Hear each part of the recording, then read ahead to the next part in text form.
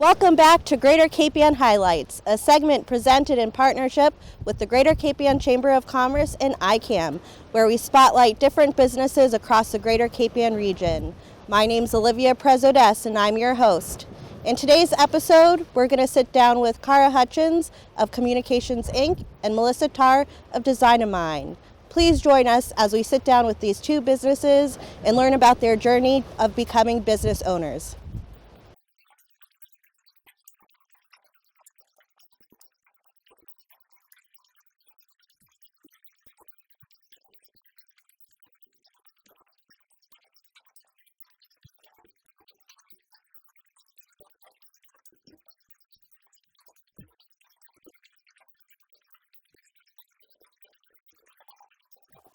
Welcome, Melissa Tarr, designer and owner of Design of Mind here in Gloucester. Welcome. Thank you for being here today. Thank you, Olivia. I'm very happy to be here today. Thank you.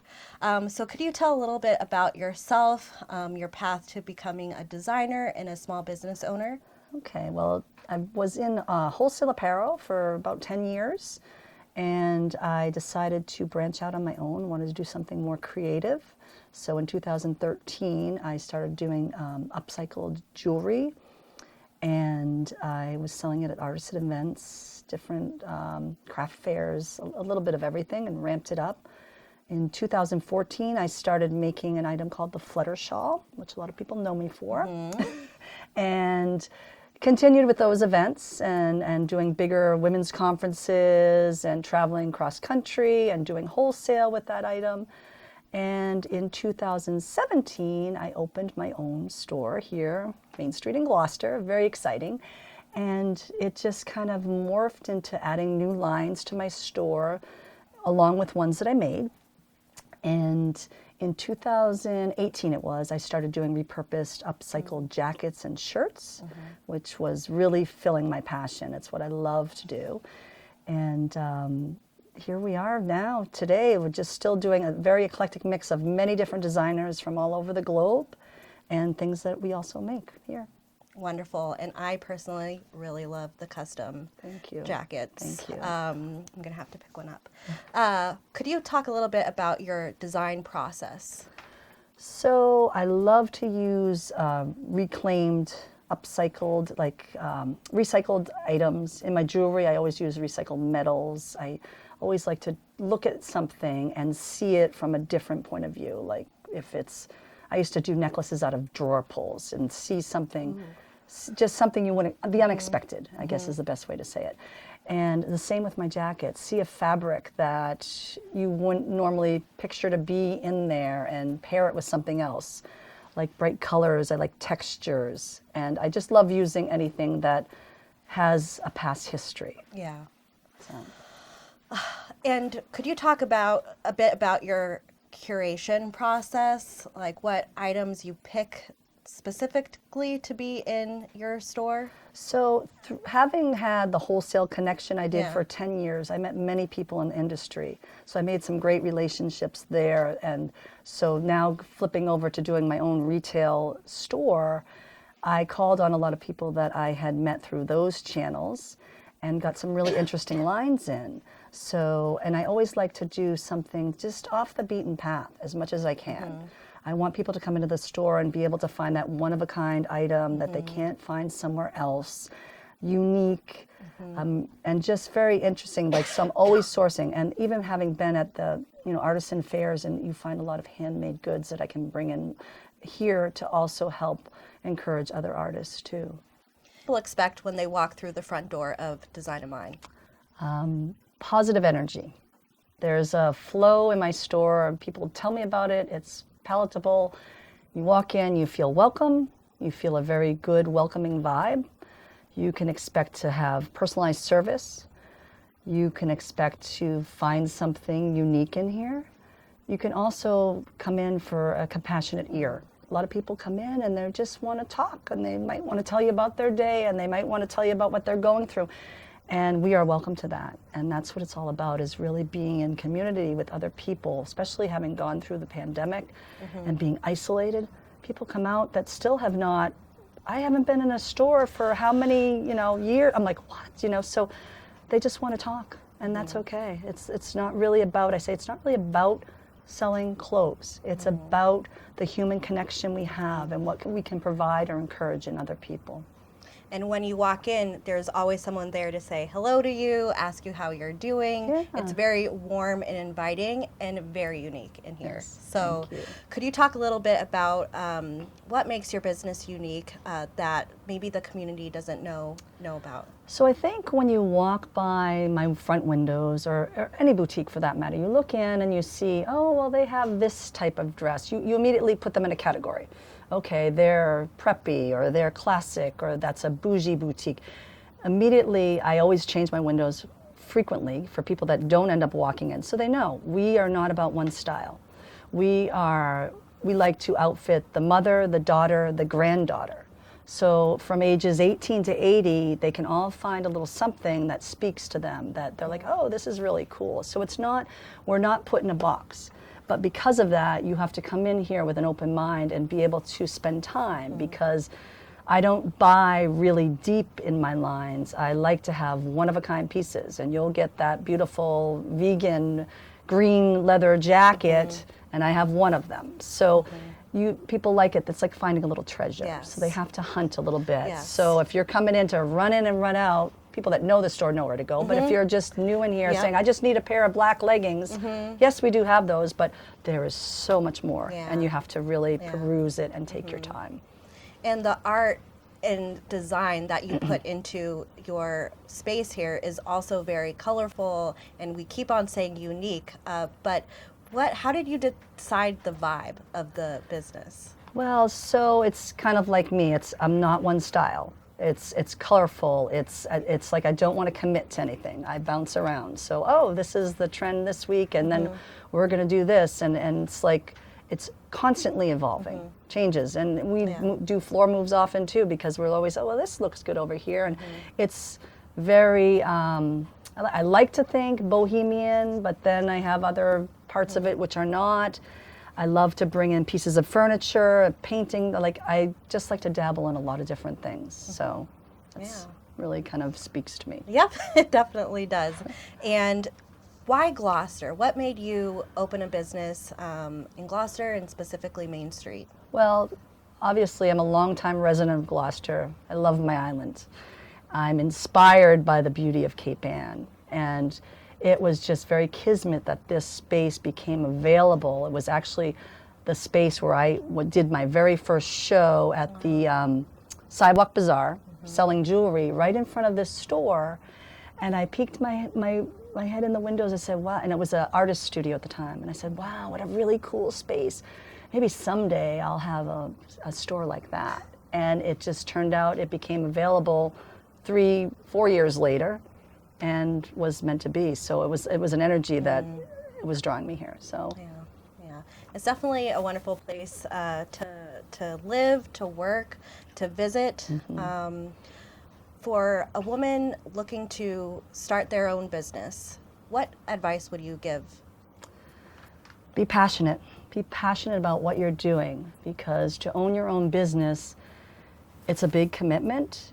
It's 7 days a week, 12+ hour days. You live, eat, and sleep your business. So if it's not something that you're passionate about, then it's going to take its toll. Looking around your business, you have a lot of items. I know this is probably going to be a hard question to pick your favorite, but if you had to pick your favorite, item that either you designed or that you carry. Well, I'm partial to my own designs, obviously, because that's where.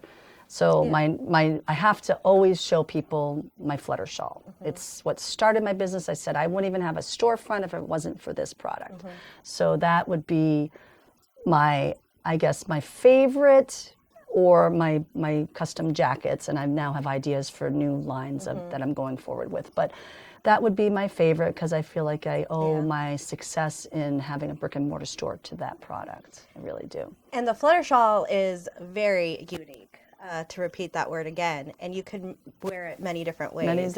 More than 10 different ways, and I've traveled all over the country selling it as that and demoing it, and I keep thinking, oh, well, it's peaked, it's going to end. Then there's people that have never even heard of it. They come in and they're like, oh my God, this is the greatest thing. So it's fun. It's fun. Yeah. So I still probably one of the #1 selling products in my store. Yeah. Oh, my jackets.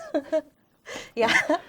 Well, excellent. And there's a lot of businesses that on Main Street here, but in the greater KPN community, is there any businesses that you personally are inspired by? Well, yes. One I would say, because I like to see when people can pivot. And if anything, the pandemic has taught us how to do that. Like you have to, all right, now what do we do? Okay, this is all changed. The whole thing has changed. What are we going to do? The Blue Collar Lobster Company, I think they've done a fantastic job at bringing in young people, using it, pairing with Wicked Tuna, bringing people to Gloucester. I just see what they've done now down there as to what it was. And I think Dave and Lenny have done a fantastic job. Like I said, pivoting and we need new young blood in here. Like we're not, I'm not the age of Instagram, but we need those kids in here, whatever is it, Gen Z. We need them in here. So the other one, which is obviously very close to my heart, is my daughter who owns, Bianca, who owns Castaways Vintage Cafe, Bianca Giacalone. She has presented a hybrid model, and she brings in people from all over that see her on Instagram, and it's like, and we cross promote. So she sends them up here, I send them down there. I would love to see, and it's new ideas and ways on how to market. So if we can all kind of think outside the box, that we can keep resurging and keeping Main Street alive. As we finish up, could you please tell the viewers at home where they can learn more about Design of Mine? Okay, well, obviously on Instagram and Facebook, we do daily posts on there. We have a website for our Flutter Shawl, thefluttershawl.com, and we also have a store website, which is designofmineshop.com. So also we encourage all of our customers that come in to sign up for our email list, because we send out any promotions. We do a lot of events here. We do sip-in shops and live music and window dancers and fashion shows. So we encourage our customers to sign up, because we'll send out an email that will let you know of all the events happening. And also if we have any special sales or promotions or coupons, we send it via that way, and on Facebook and Instagram. Excellent. Thank you so much, Melissa. It's been a pleasure learning more about you and your business. Thank you so much. And just a reminder to shop local this season. Thank you. Thank you. So here is our very versatile flutter shawl, and you can wear it more than 10 different ways. It has seams on the shoulder, so you can tie it at the waist. You can tie it to the back. There's no wrong way to wear it, so it's really a matter of how you like to wear it and what you're putting it with what outfit. You can tie sleeves, you can turn it so it's asymmetric and it gives you full coverage, so you can wear it with leggings or boots. I say it's like the shawl that does it all. You can wear it over your bathing suit, your blue jeans, or your little black dress. So you can tie it at the waist, you can tuck it up and under, you can make little seams and tie it to the side. It's super versatile and makes a great gift, because you don't have to worry about sizing. You can even, if you're going to the islands, wear it as a sarong or as a shawl or as a scarf. So we make these out of 3 different fabrics. This is a lightweight chiffon, which is kind of more season specific. So you could maybe do it as a scarf. You might not wear this now, but we also offer them in beautiful cut velvets and a cotton poly blend, which literally you can put this over your pair of black palazzo pants and go to a wedding with it. You're all dressed up, ready to go, put it in your purse, take it off, whatever. I do the specialty velvets just for the holiday season. We have all these beautiful, and we even do like sequin, all the same cut, all the same design, and they do all the same thing. But super versatile, fun, great for gift giving.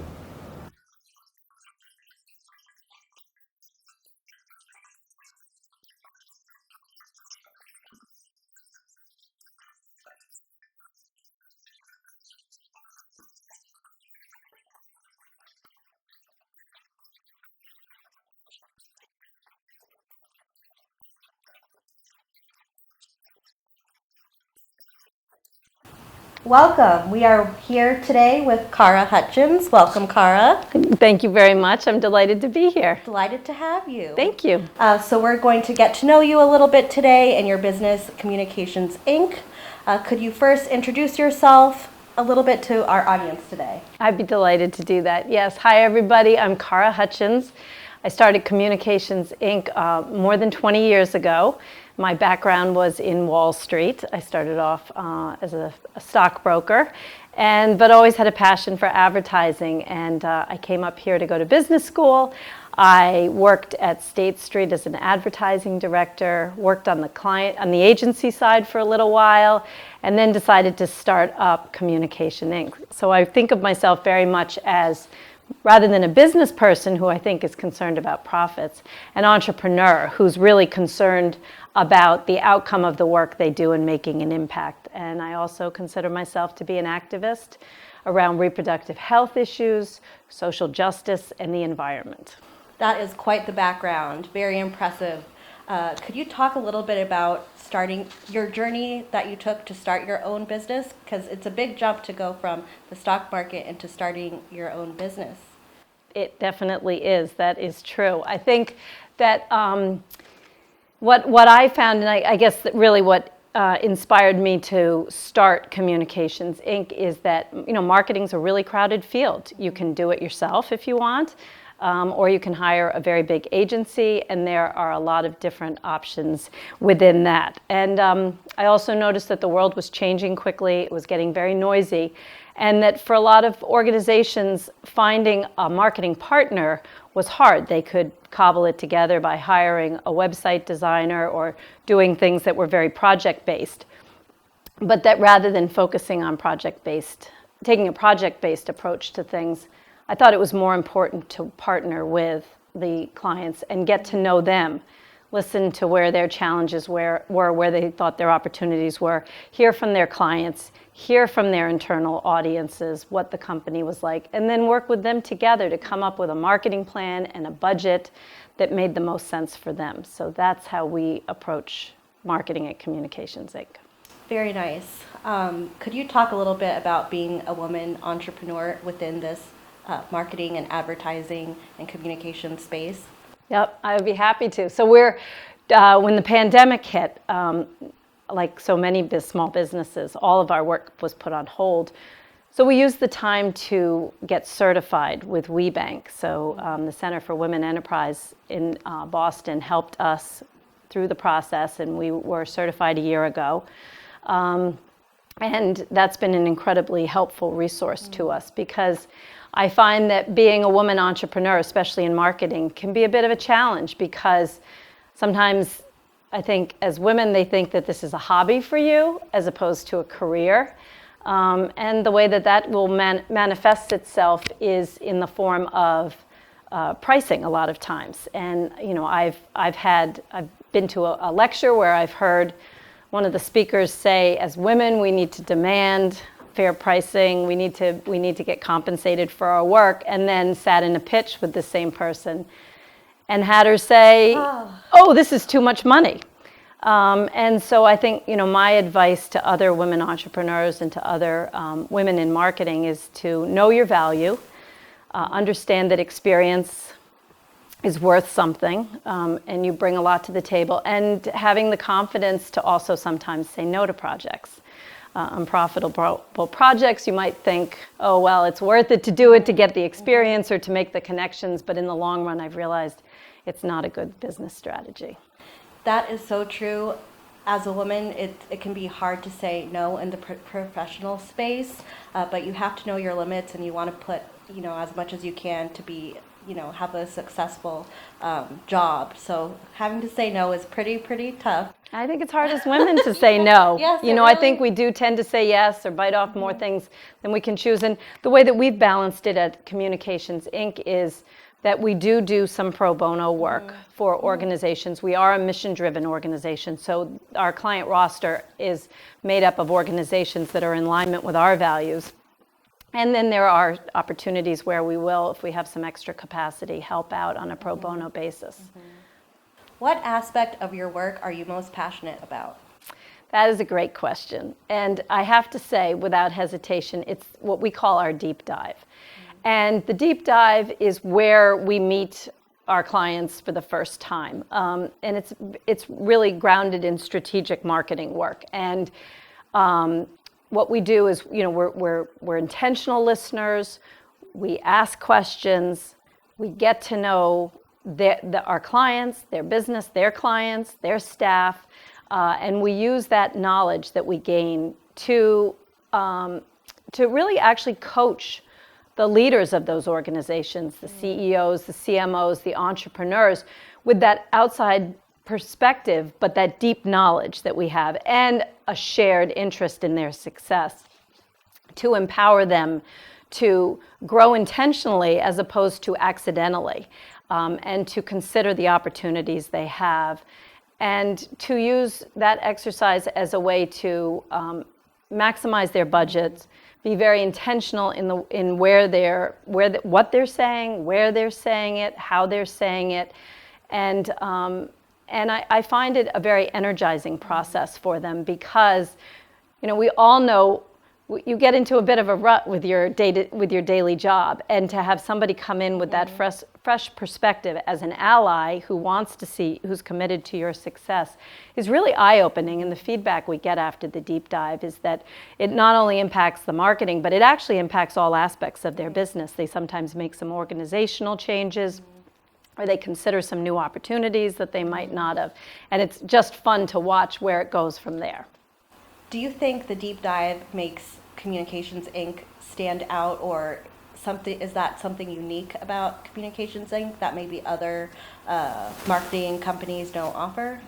Yeah, I do. I really do think so. I think that's probably our differentiator, because as I said earlier, a lot of marketing is product driven, and it can almost get commoditized, where it can be, well, anybody can design a website, that it then comes down to how much it's going to cost and how much time it's going to take. And while all of those pieces need to be created, taking that time to say, well, is it really a website that we need, or is it that maybe a new website, maybe we should be updating it, or maybe we should consider doing any number of other things. And so a lot of times an inquiry will come into Communications Inc.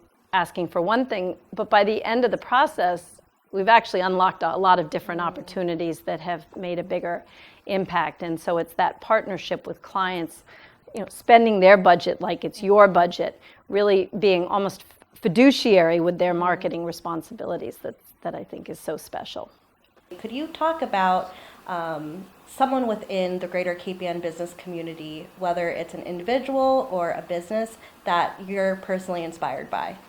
Absolutely. So we are inspired by our clients, and Babson Law Office is a client of ours, obviously Pier 58, Wellspring, and Luminarts. They're wonderful nonprofits doing really, really good collaborative work on the North Shore.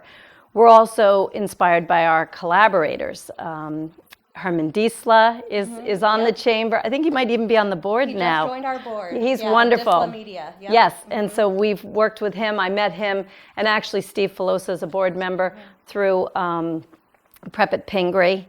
And he's wonderful. Daily Printing, Seaside Graphic. These are the people that we turn to, and that I know I've spent a lot of time talking about the deep dive, but we are a traditional agency that obviously does website design and print material and signage and business cards, all of those things. And it's with those partners that we can turn to and trust that we are able to deliver a really wonderful product. So I see being a chamber member is invaluable, because it brings us together as small businesses in a collaborative fashion, because you can't do it alone. Is there anything new with your business coming up this year that you'd like to share? Sure, I'd be delighted to. So we have had 2 really wonderful years since the pandemic. I mean, I guess the pandemic isn't over, but the last 2 years have been very good for us. We have a lot of new clients, so we've been expanding the business. So it's been onboarding new creatives for us and building a strong team, because in advertising and marketing, a good team is absolutely critical, because we're bouncing ideas off each other. So it's integrating this new team in to Communications Inc. And we work in a hybrid format. So sometimes we're together and sometimes we're apart. So building that team is very important. And we're not really adding anything new. As the owner, I am interested in really digging into the strategic piece. So I find that we can absolutely do a website or print business cards for a client, but that's where I think the clients see the greatest value. That I was reading a statistic the other day that Starbucks is, we all know them for their coffee, right? But it only accounts for 63% of their sales. Wow. Isn't that interesting? Wow, yes. But my takeaway of that was that, you should really be really good at one thing as opposed to being good at everything else. So if we focus on the strategic marketing, it's not to say that it's the only thing we do, but that's where we are so strong. So I think getting the word out, helping people to understand the value of a marketing partner, working with somebody who's truthful and who's really going to be collaborative with you is so important. Definitely is.